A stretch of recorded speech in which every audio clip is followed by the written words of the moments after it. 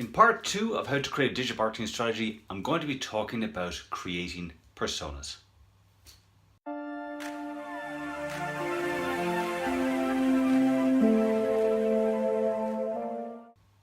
Hey, it's Philip here, the Curly Marketer, and I must apologise. It is a month, I think it's a month, since I did a video.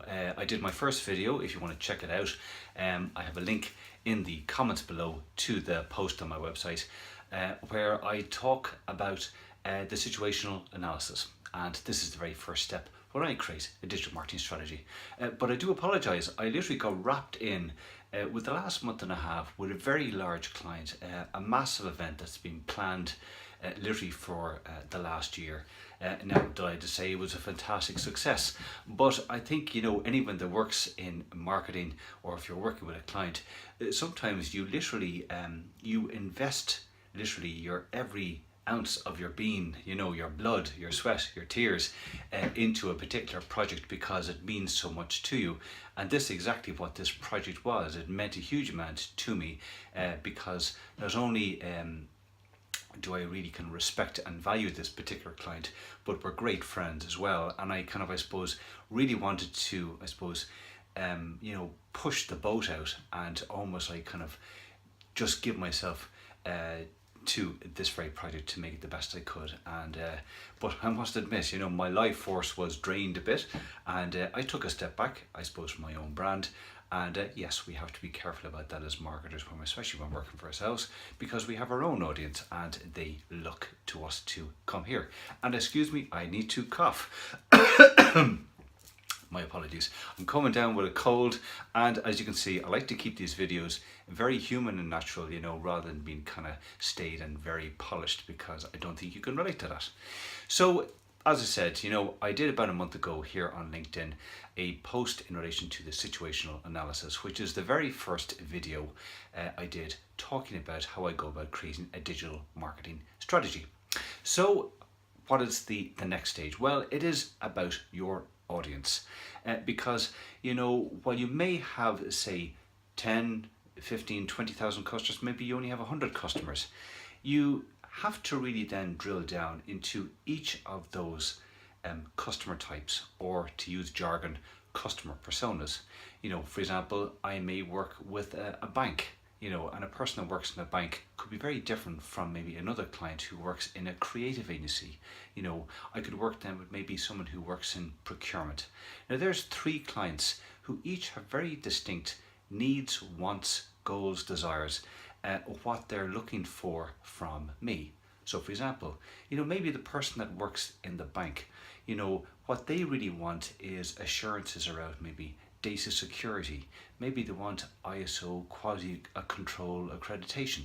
So if I'm crafting content, you know, I need to tap in that ultimately what's going to make that particular persona want to work with me is that I'm using language and I'm giving them peace of mind that, you know, yes, I may be creative, but they're not really interested in that. They want to know that I've got excellent firewall facilities, that their data is going to be secure, that, you know, I have a proper process for dealing with them, that there's a proper process of maybe approvals and sign-offs, etc.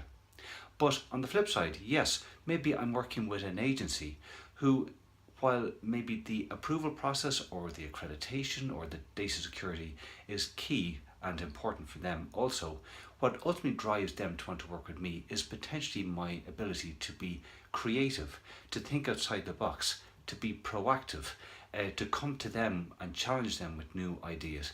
And that's why they might want to work with myself. So my suggestion to you, and I've put a link in the comment section below to HubSpot, who have some very good templates in relation to how to create customer personas, is to look at your audience and break them down into, I suppose, almost like real world people. You know, try and break them down into the various sectors to get into the mindset as to ultimately what makes each of your customers want to work with you. What are their ultimate pain points, so that you can then start to utilize that within the language and the contents that you create, so that when you're then drilling down and deciding on the channels that you use to communicate with those particular audiences, you're getting it on par.